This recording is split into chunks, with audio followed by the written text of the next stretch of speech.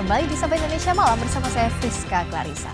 Presiden Prabowo Subianto saat retret bersama Kabinet Merah Putih di Hambalang, Bogor, Jawa Barat kemarin sempat menyinggung PKB yang dipimpin Muhaimin Iskandar. Prabowo menyebut PKB harus diawasi terus. Di hadapan anggota Kabinet Merah Putih, Prabowo menegaskan koalisi parpol pendukung pemerintah saat ini kuat. Menurut Prabowo, kuatnya soliditas parpol pendukung pemerintah dibuktikan dengan hadirnya para ketua umum parpol di acara retret kemarin. Prabowo sempat menanyakan soal kehadiran ketua umum PKB Muhaimin Iskandar. Prabowo kemudian menyebut PKB harus terus diawasi. Di sini koalisi kita kuat kan? Ketua partai semua ada di semua ya? Ada.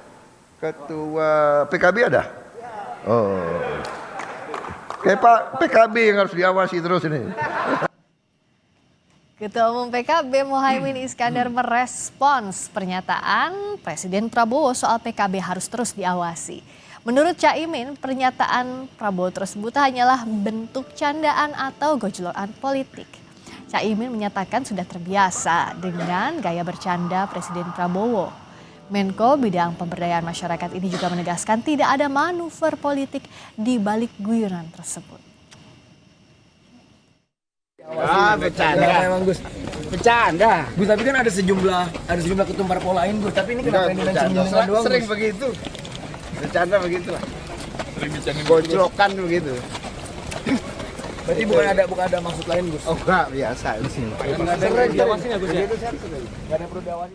Bagaimana membaca pernyataan Presiden Prabowo yang meminta PKB diawasi terus? Benarkah hanya guyonan atau bentuk keraguan Prabowo pada komitmen PKB bersama koalisi yang dipimpinnya? Kita ulas bersama Ketua DPP PKB Syaiful Huda dan juga analis politik yang juga Direktur Eksekutif Parameter Politik Indonesia Adi Praitno. Selamat malam Mas Adi. Selamat malam Friska. Selamat malam juga akan segera bergabung Mas Huda. Nih kalau dari pernyataan ini ya, kalau PKB pasti bilangnya ini adalah Gus Imin pasti bilang ini adalah bercanda. Nah kalau Mas Adi menerawang ini, membaca ini apakah sekadar candaan atau enggak? Saya ingin menjelaskan dalam 3 hal ya. Pertama, kalau kita mau jujur ini tentu semacam bercanda ya dalam suasana forum yang cukup formal. Nah yang kedua, kita ini kan sering terbiasa melihat Pak Prabowo itu dalam forum-forum resmi selalu melontarkan candaan-candaan yang kemudian mendapatkan respon yang cukup luar biasa. Ini semacam ice breaking dalam politik untuk memecah ketegangan, untuk memecah formalitas dan seterusnya dan seterusnya. Contohnya banyak, misalnya dalam suatu waktu dalam acara Golkar, Bahlil dipuji setinggi langit sama Pak Prabowo. Bahlilnya hebat, cerdas gitu, anak muda dan seterusnya. Begitupun misalnya pernah memuji Andra Soni dalam sebuah acara peresmian pabrik di Cilegon. Hebat juga nih Andra Soni bisa jadi gubernur karena dulunya kan Banten ini adalah kandangnya kuning kan misalnya. Kemudian misalnya kita juga mendengarkan ketika Pak Prabowo Subianto menyebut satu persatu menteri-menteri Kabinet Merah Putih, ketika Pak Teddy itu kemudian mendapatkan respon yang cukup luar biasa, Pak Prabowo selalu mengatakan, kenapa kalau giliran Teddy ini sambutannya luar biasa. Ini semacam ice breaking politik bagi saya karena di tengah rutinitas hal-hal yang semacam ini menjadi penting, wajar ketika Muhaimin Iskandar dalam acara retret yang kedua dan satu-satunya yang ditanya kan, kira-kira begitu harus dijaga gitu dan terus diawasi, itu kemudian cukup ramai. Nah ini yang ketiga menurut saya menjadi penting, kan saat ini ada nuansa bagaimana membangun apa yang disebut dengan koalisi permanen. Nah koalisi permanen ini tentu bukan hanya ingin mengamankan dan sekaligus menyampaikan kepentingan-kepentingan partai koalisinya Pak Prabowo, tapi tentu untuk kepentingan jangka panjang di 2029 jangan ada yang kemudian misalnya beda mazhab dan beda jalan.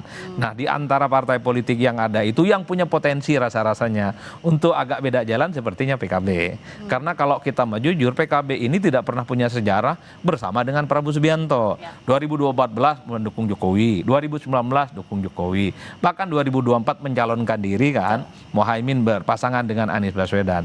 Inilah yang sepertinya publik menganggap ketika bicara tentang kemana ketua umum PKB, awas ya gitu kan, semacam sebuah bercandaan, ini semacam kode keras ya, ini untuk membangun bagaimana kebersamaan di 2029, PKB saat ini menjadi bagian dari koalisi pemerintah, ayolah terus bersama kan kira-kira begitu. Karena Karena dulu kan kita juga tahu PKB dengan Pak Prabowo ini kan mau kerjasama kan di 2024 sebelum pada akhirnya. Pada awalnya bahkan paling pertama kasih dukungan untuk Betul. Pak Prabowo. Dulu kan PKB sama PKS tuh paling dekat tuh. 2 hari setelahnya dekat dengan Pak Prabowo agak sedikit lama. Tiba-tiba PKB lebih memilih dengan Anies Baswedan. Jadi itu yang sepertinya clue politik yang ditangkap oleh publik tentu saja, yang ini kenapa Muhaimin yang cuman yang disebut dalam saat itu lah kira-kira. Kita langsung tanyakan ke Mas Huda, apa kabar Mas Huda, sehat ya?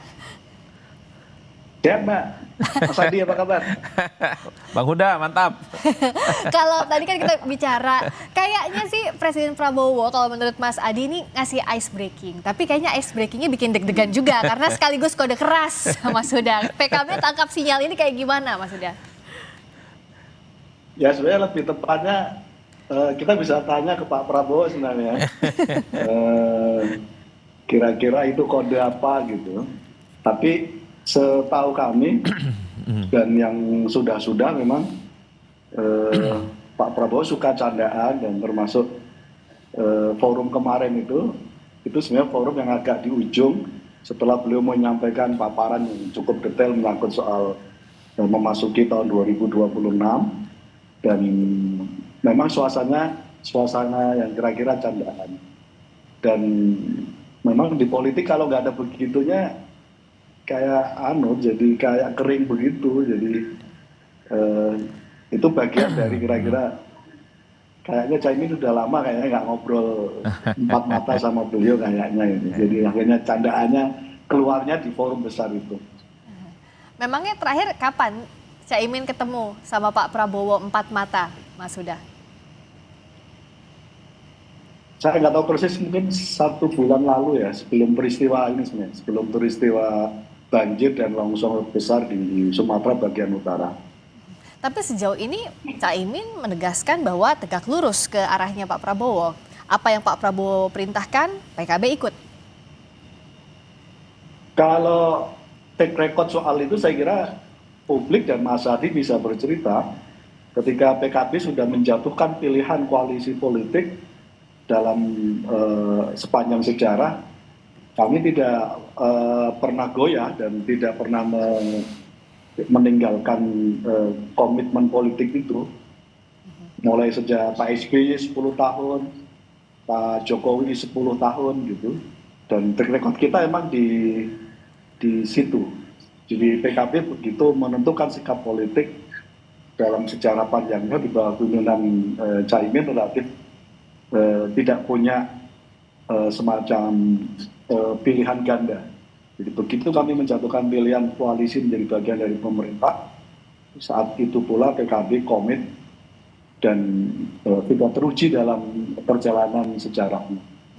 Kalau Mas Adi membacanya apakah tadi memang sempat beda jalan sampai di Pilpres 2024 kemarin, tapi apakah sudah secure seharusnya Presiden Prabowo melihat bahwa PKB ya selesaikan dulu jalannya baru beralih haluan misalnya masuk ke pemerintahannya Pak Prabowo setelah selesai dulu Pilpresnya? Ya saya kira memang dalam sistem presidensialisme multipartai ekstrim di Indonesia, koalisi itu sangat gampang terbentuk, tapi pada saat yang bersamaan koalisi itu juga sering pecah kongsi, terutama jelang pemilu. Karena partai-partai politik itu ada kecenderungan untuk memiliki sikap politik yang berbeda dengan teman koalisi yang sebelumnya, termasuk misalnya dengan teman koalisi pemerintah. Apa itu yang terjadi? Karena ini terjadi tentu partai politik itu punya intensi untuk satu ya, mengamankan tiket pencalonan untuk mendapatkan kotel efek, terutama di pileg. Itulah yang kemudian menjelaskan kenapa soliditas dalam partai koalisi itu menjadi penting. Kita dengarkan sehari 2 hari ini betapa pembicaraan soal koalisi permanen yang saya tangkap adalah bahwa keinginan dari pemerintah kekuasaan hari ini menginginkan semua partai politik yang sudah berkoalisi dalam kabinet merah putih ya sebisa mungkin di 2009 harus jalan bersama. Tadi saya sudah ngomong Friska bahwa PKB itu dalam sejarahnya agak sulit untuk berjalan bareng dengan Prabowo. 3 kali pemilu loh, 2014, 2019, bahkan 2024. Ini kerjasama setelah pemilu. Tentu harapannya semoga ada takdir, kan kira-kira begitu. PKB, Gerindra dengan partai yang lain bisa kerjasama untuk yang lain. Nah yang kedua bagi saya secara prinsip, kita kan juga tahu bahwa ambang batas presiden di 2029 itu kan zero threshold. Itu tentu didasarkan atas putusan Mahkamah Konstitusi. Maka dalam konteks itulah semua partai politik yang lolos ke parlemen ada kemungkinan untuk bisa maju juga sebenarnya di 2029. Akan semakin kompleks dan akan semakin sulit untuk bagaimana mengonsolidasi partai-partai politik untuk terus istiqomah. Karenanya sekalipun itu bercandaan, menurut Bang Huda dan kawan-kawan PKB, tapi bagi kita yang melihat dari jauh, ini bercandaan yang serius loh. Gitu. Ada kesetiaan yang coba diuji, Mas Huda, kan ada track recordnya 3 kali berbeda jalan di pemilu, lalu juga tadi ada godaan threshold 0%, apakah ia masih akan setia bersama Pak Prabowo sampai 2029? Tapi jawabnya saja dari Sapa Indonesia Malam.